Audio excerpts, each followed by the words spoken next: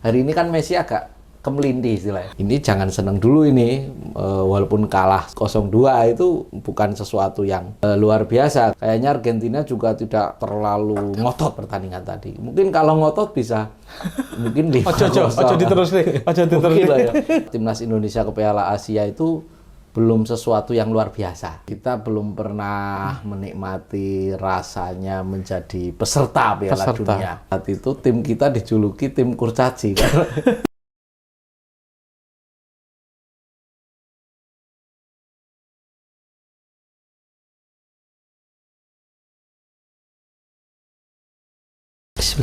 Assalamualaikum warahmatullahi wabarakatuh. Waalaikumsalam warahmatullahi wabarakatuh. Ketemu lagi dengan kita di podcast Inspirasi Bokong Truk bersama saya, atlet, dan ini siapa pakarnya ini, Lek Kirong.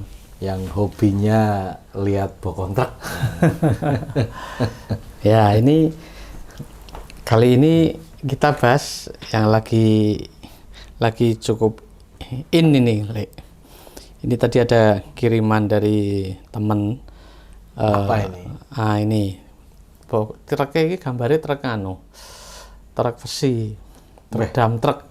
Dump truck apa itu? Tulisannya Tulisannya menilai orang itu bukan dari katanya, namun dari nyatanya. Nah, dalam sekali itu. Dalam sekali. Dan menilai orang itu jangan dari katanya tapi dari nyatanya. Jangan dari katanya tapi dari nyatanya. Nyatanya. Nah, ini karena lagi rame-ramenya sepak bola. Ini ada beberapa insiden ya, kejadian-kejadian beruntun yang di nasional ya, baik nasional maupun internasional ya. Ya. Kemarin Argentina juara dunia, terus juara satu, terus Messi kemarin pindah dari PSG, terus Ronaldo kemarin masuk ke Liga Arab yang bayarannya fantastis. Nek dihitung per menit ki iso tuku vario apa ngono ya. Industri sepak bola sudah semakin ini ya, menggelora. Jadi sekarang udah di tanah Arab ya. Betul. Nah, kenapa sampai kemarin Messi juga ditawari dari Al Hilal itu sampai 2 kali lipat ya dari gajinya Ronaldo. Tapi dia memilih kembali ke benuanya di Amerika sana. Betul. Dan nah, ini konteksnya dengan inspirasi di Bokong Truk tadi. Ini kalau di bola ini kan banyak ya hal-hal kejadian yang orang-orang itu mendengarkan dari katanya. Ya. Sing kemarin itu kan kejadian Messi tidak jadi ke Indonesia itu kan, beritanya banyak itu katanya. Oh, katanya mau datang. Nyatanya enggak. Nyatanya pesiar. Katanya tidak datang ke Indonesia karena ini jurnalis dari luar ini yang ngomong. Katanya tidak jadi ke Indonesia karena dia tidak nyaman dengan kejadian di Beijing. Terus nyatanya di mana dia? Ternyata di Barcelona. Nah, terus ada lagi sing lucu iki meme ini dari netizen iki memang jos. Ono sing meme Messi, percakapan Messi karo wong Indonesia iki nganggo basa Jawa. Wah.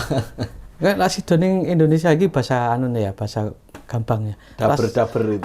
Sidone Indonesia kenapa? Mas Messi. Aku lagi ngurusi pindah sekolahan aku ning Amerika. Jangan-jangan takut sama tacklingnya Asnawi.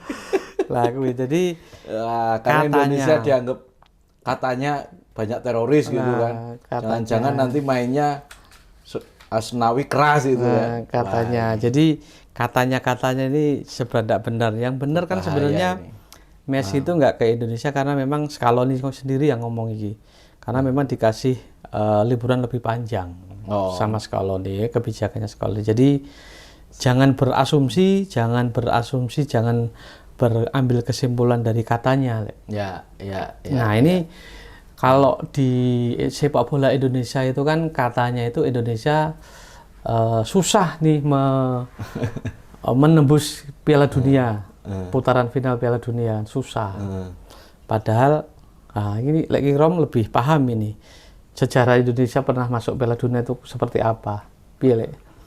Iya, pertama tentu kita apresiasi itu dengan Pak Supir tadi yang sangat filosofis menulis inspiratif. Tadi jangan menilai dari katanya. Tapi dari katanya itu kalau orang Jawa itu kan jare. Jare ini. Dulu waktu santri itu kan ada kamu ngajinya kitab apa gitu. Karena dia masih santri baru, kitab Fathul Jare.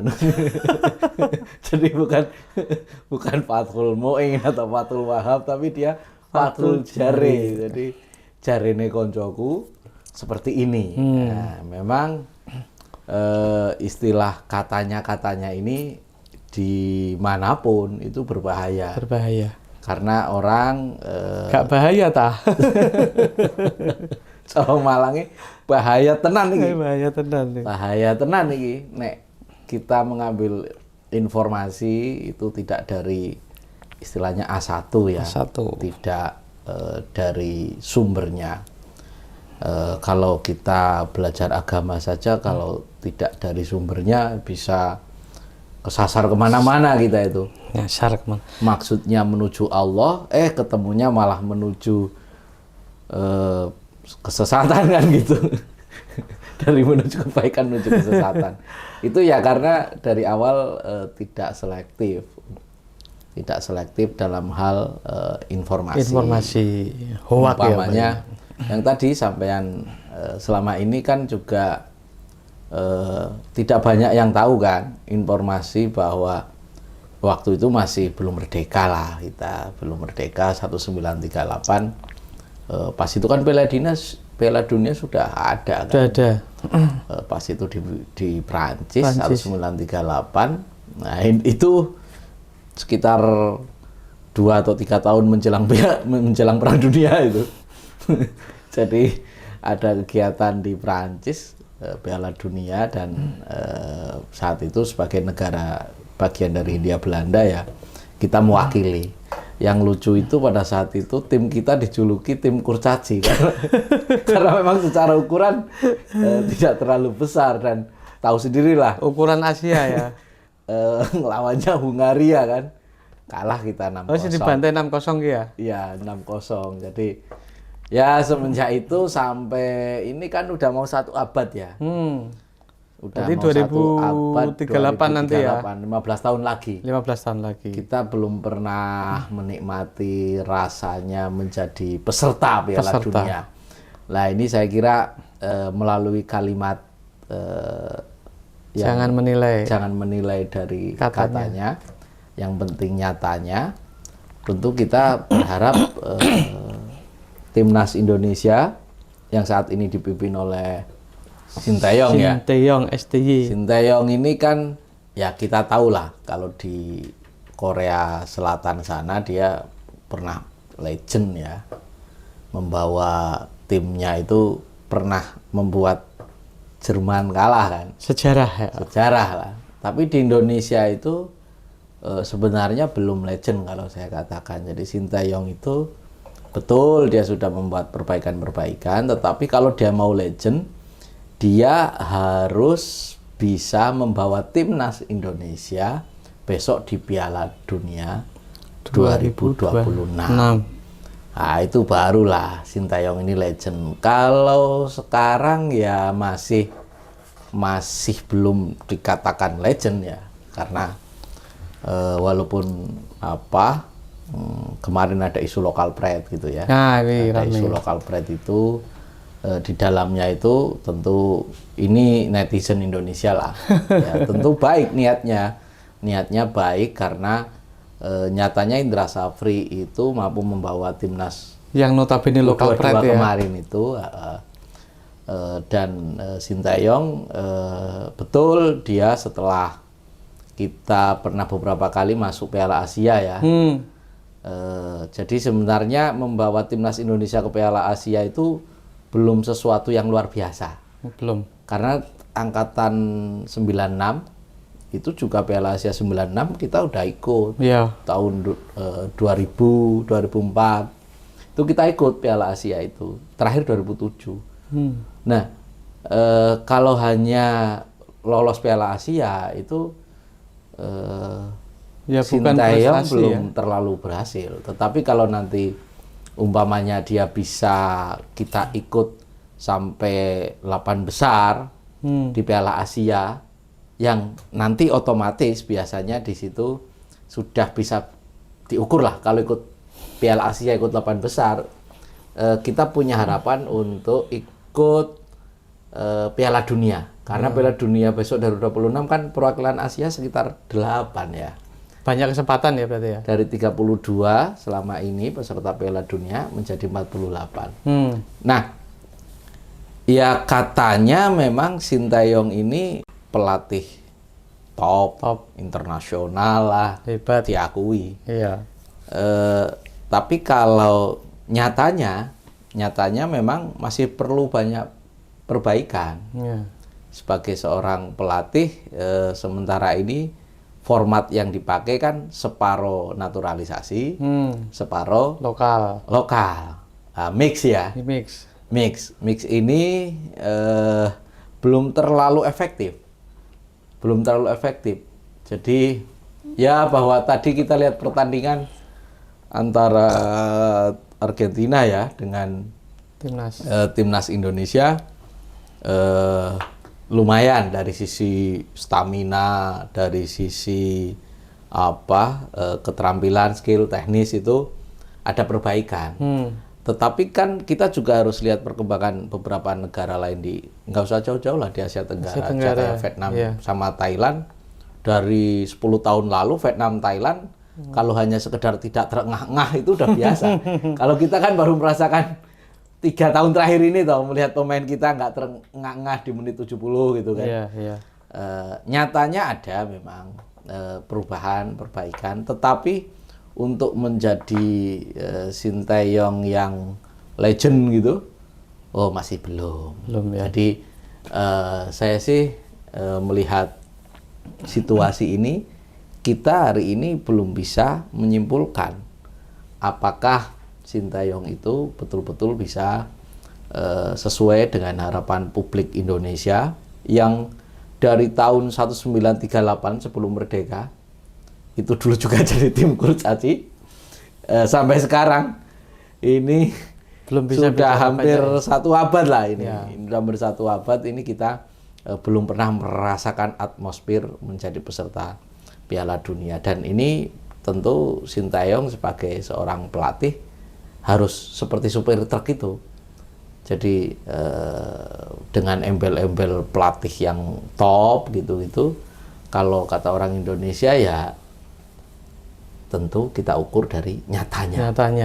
Jadi ini jangan senang dulu ini, walaupun kalah sedikit 0-2 itu bukan sesuatu yang luar biasa ya. Luar biasa, karena memang kalau lihat dari pertandingannya kayak tadi itu tidak diperkuat oleh ya kayak sekelas Otamendi, sekelas Lionel Messi kan, mega bintang. Dan tak lihat juga karena ini pertandingannya itu sepertinya persahabatan seperti itu ya. Kayaknya Argentina juga tidak terlalu ngotot pertandingan tadi. Mungkin kalau ngotot bisa mungkin 5-0. Ojo diterus nih. Ya. Tapi, atau karena ndak enak ya, mungkin karena di Indonesia tadi ada Pak Jokowi hadir selaku presiden, dan nggak tahu kan biasanya dalam dunia pertandingan juga tetap menghargai tuan rumah kan. Wah ini.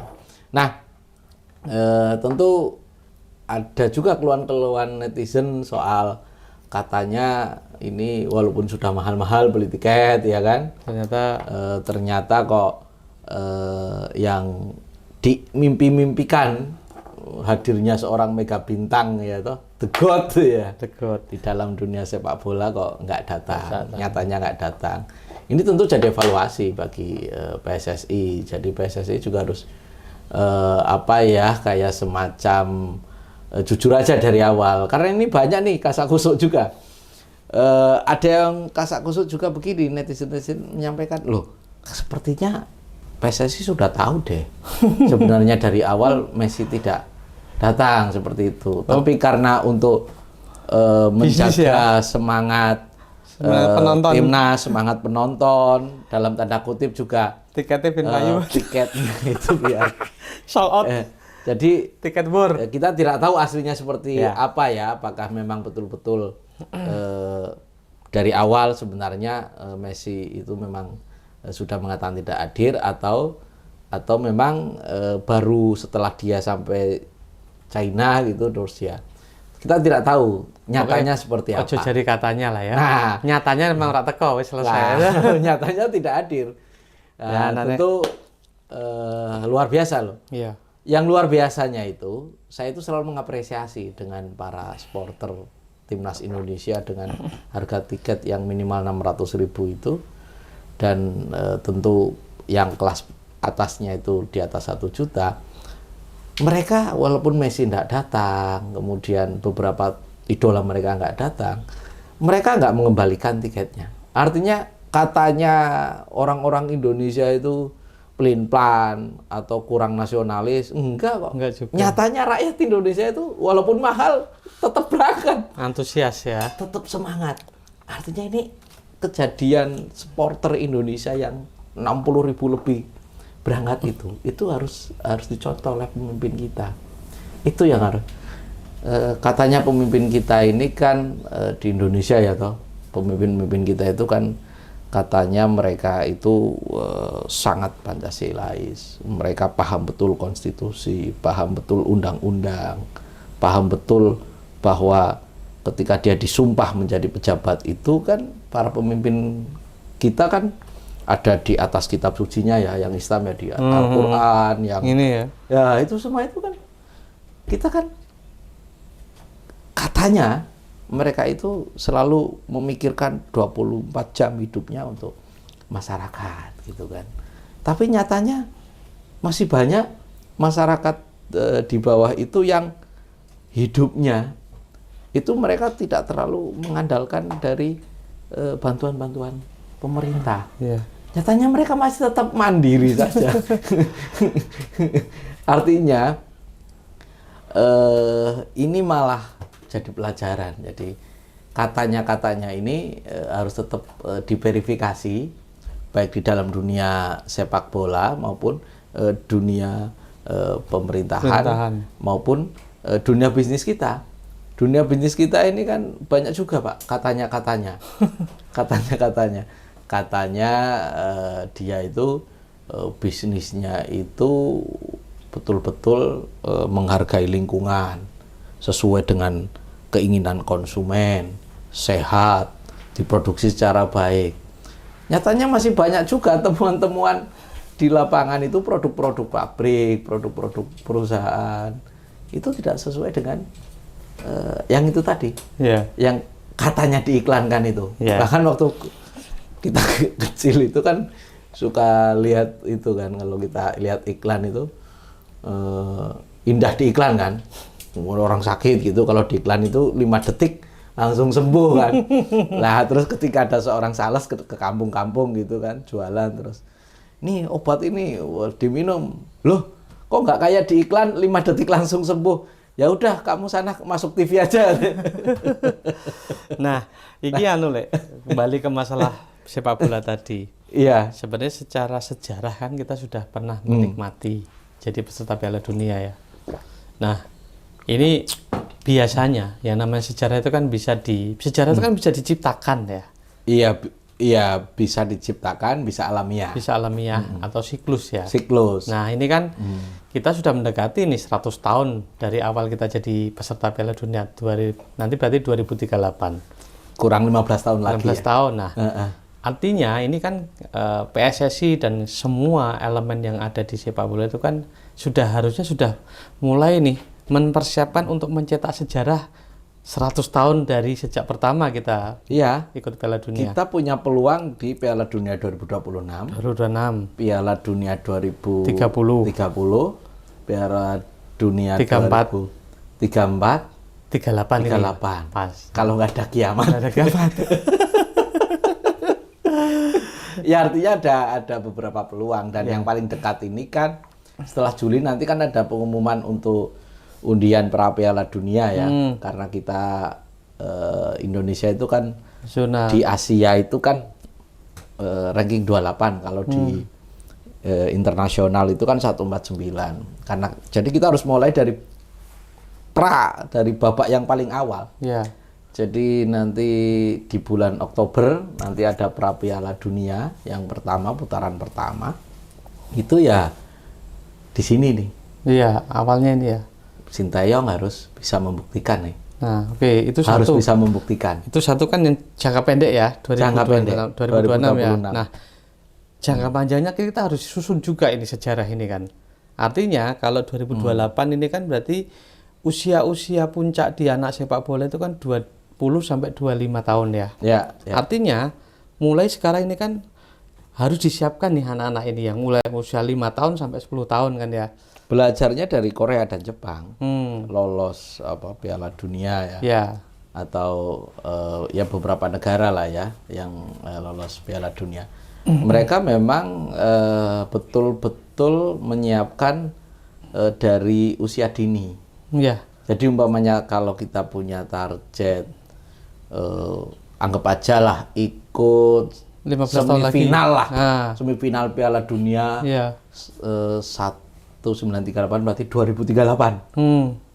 Maka sebenarnya 2026 harus jadi tahap paling awal. Kita lolos dulu. Lolos dulu paling enggak ya. Lolos. Ini generasinya si Marcelino yang masih 18-19 ini. Ya, cocok. Ini pas nanti gitu. dia 2026 bisa masuk, 2030 dia masih bisa masuk, mungkin 2034.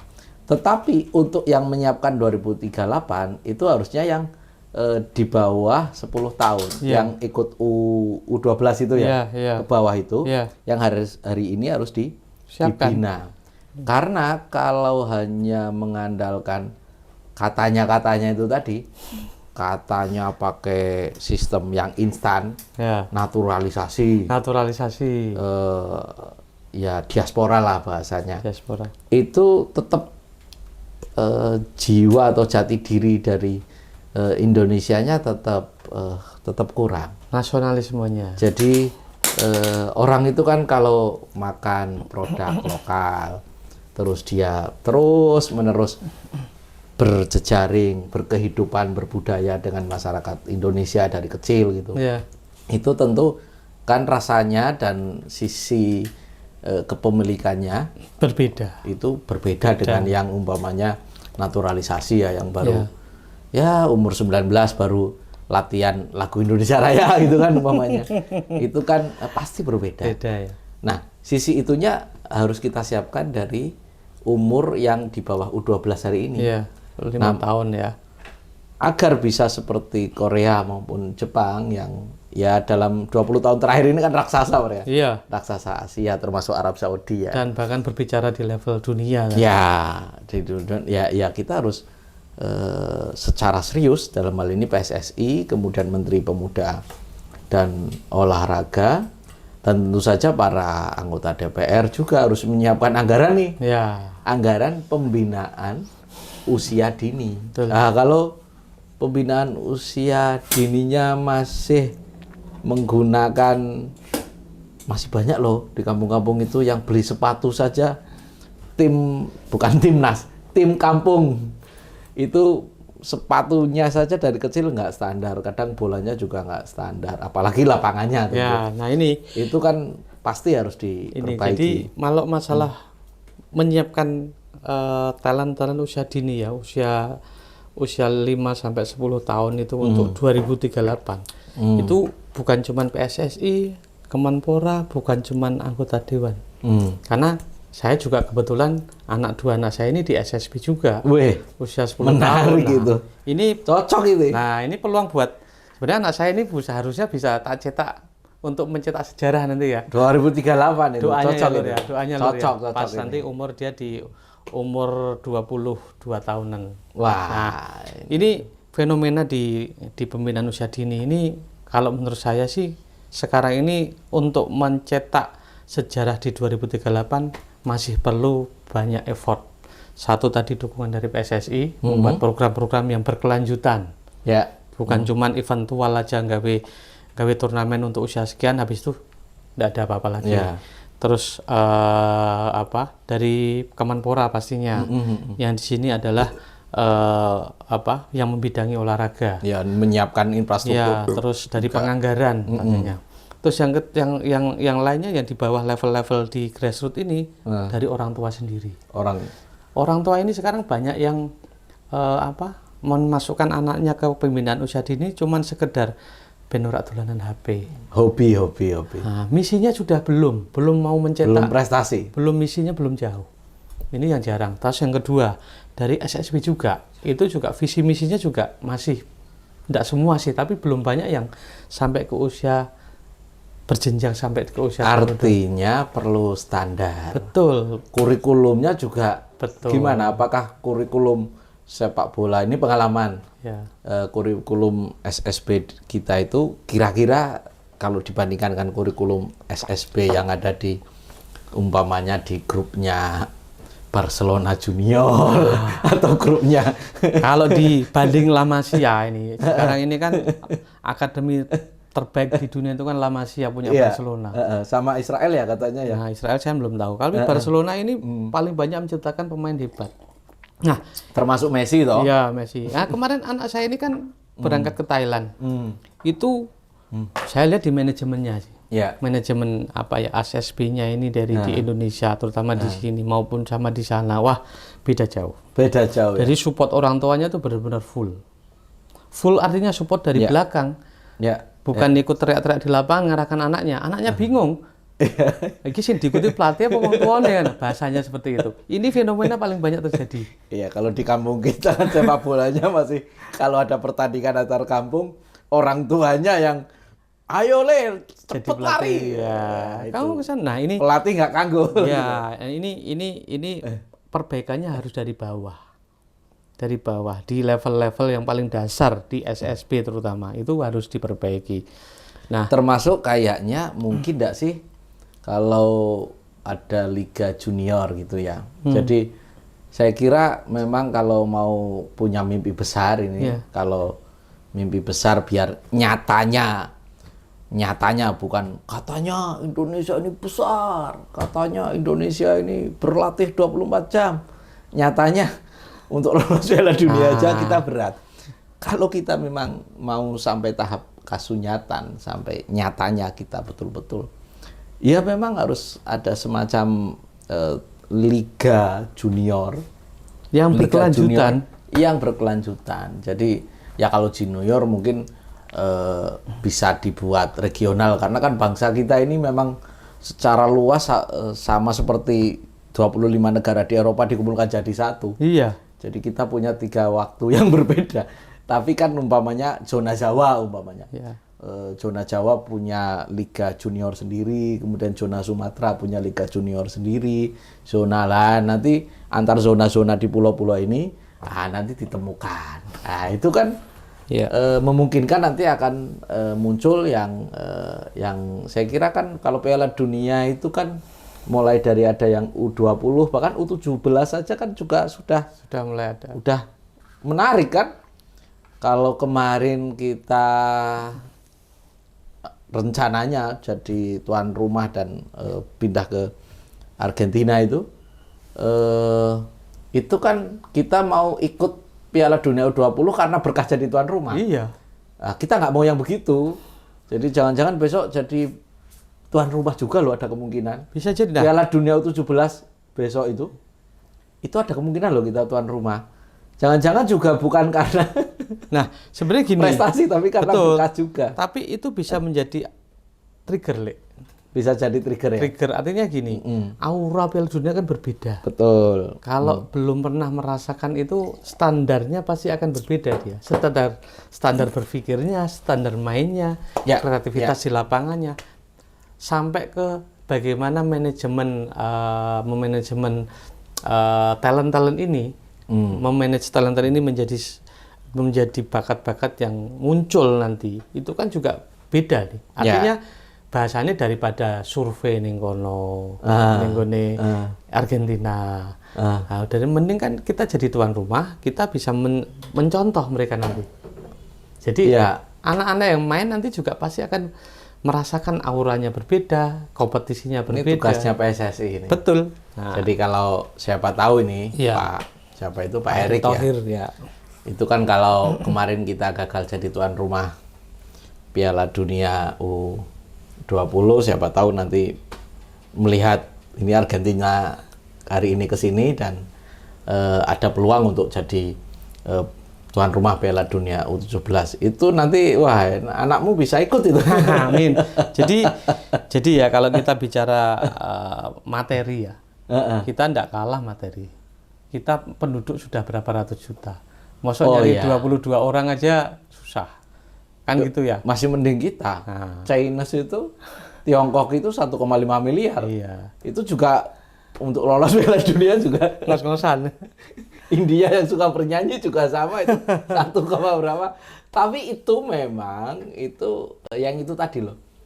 Makanya jangan mengembangkan sistem persepak bolaan yang didapatkan dari katanya-katanya. Nah, betul. Tapi harus menggunakan sistem sepak bola yang betul-betul dikembangkan dari yang sudah betul-betul nyata berhasil. Ya.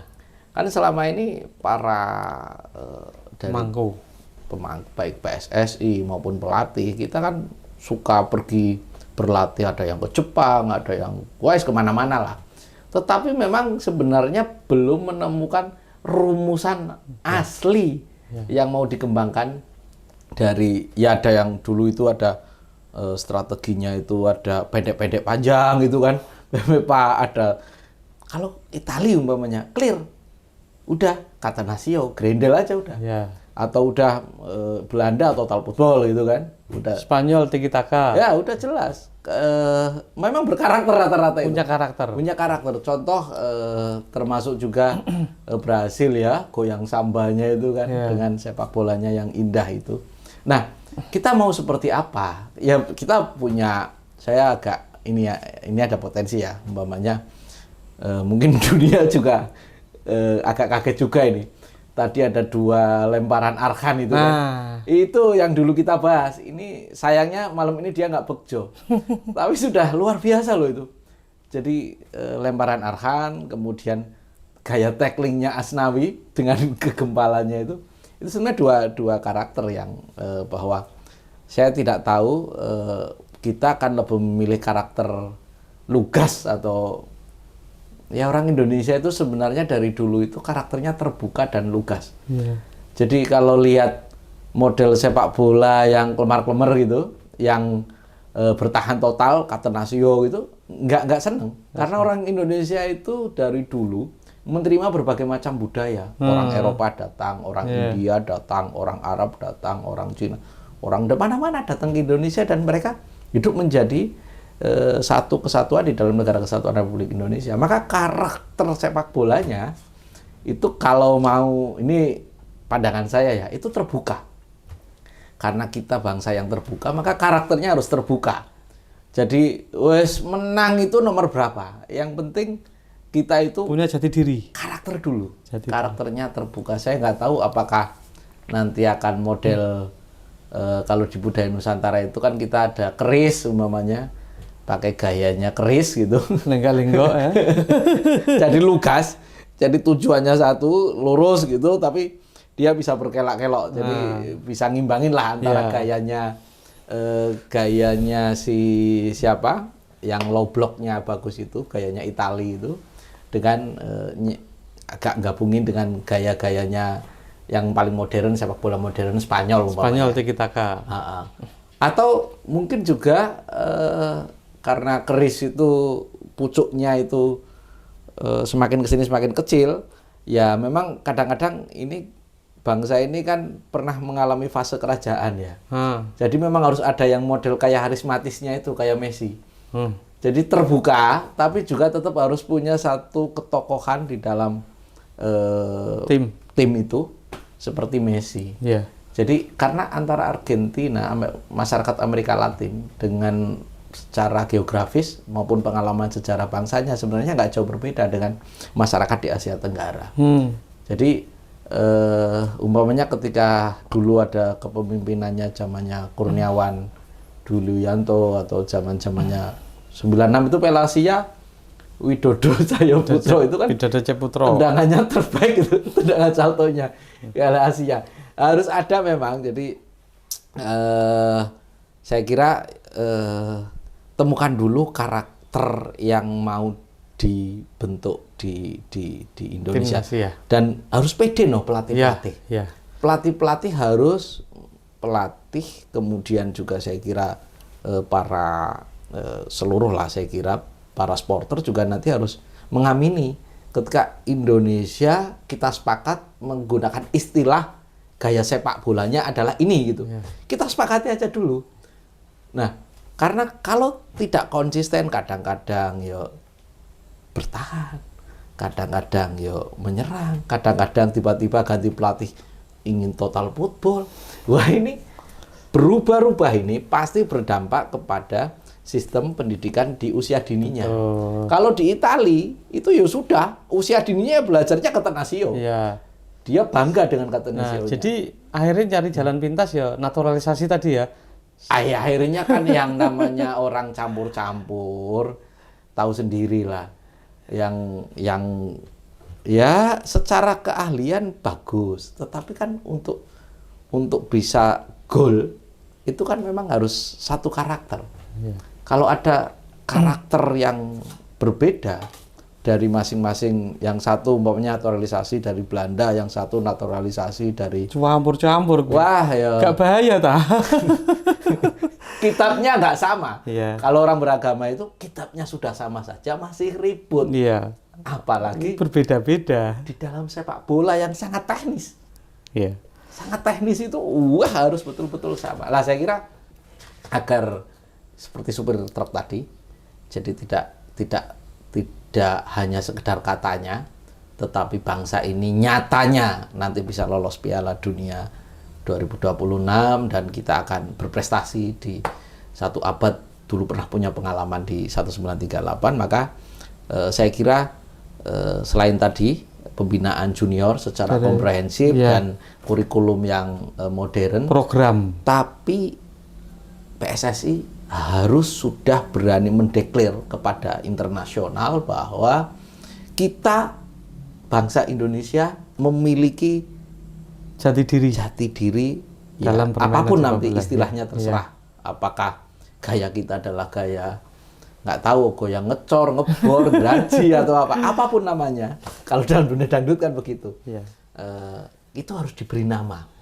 Sekali sebuah bangsa tidak memiliki ciri khas dari gaya permainan, maka akan sulit menembus dia untuk menembus mimpinya kompetisi. Menjadi salah satunya tentu selain lolos Piala Dunia ya 15 tahun lagi Piala Dunia 2028 ya kita ingin prestasi. Nah, jadi memang benar. Jadi tim-tim dunia bahkan klub yang istilahnya jadi menguasai dunia sepak bola itu kan masing-masing punya ciri khas atau jati diri ya.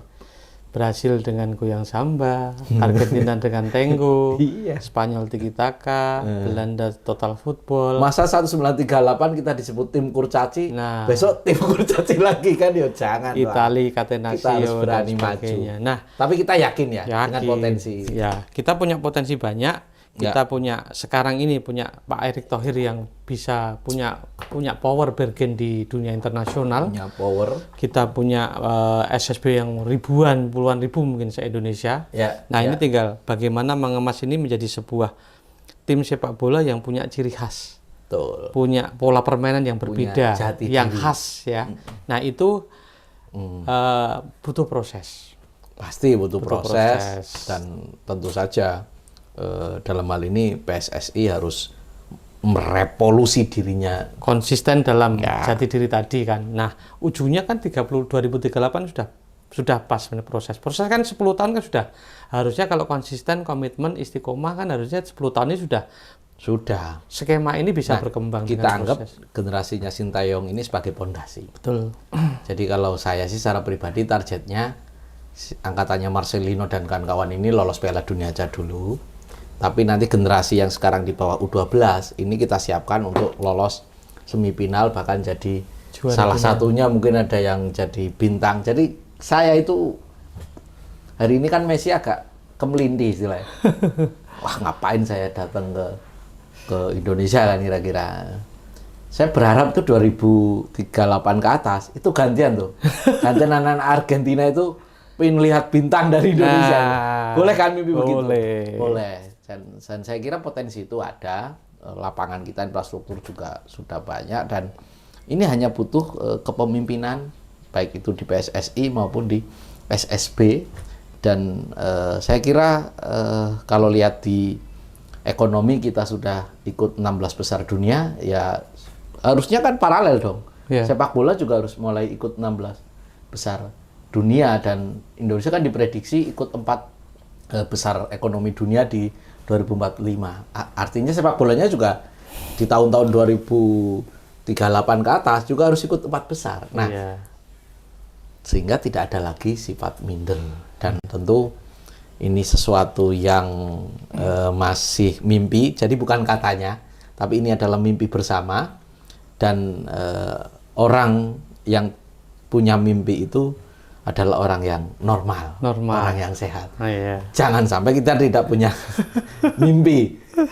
Minimal dengan mimpi itu suatu saat harapan-harapan seperti Pak Supir tadi, bahwa nyatanya Indonesia punya jati diri, yang katanya Indonesia besar, nyatanya juga nanti bisa betul-betul besar, baik dalam bidang ekonomi, politik, olahraga, terutama di sepak bola. Saya kira itu poin pentingnya. Sabi. Sini, Bi. Mas Sabi mana ini?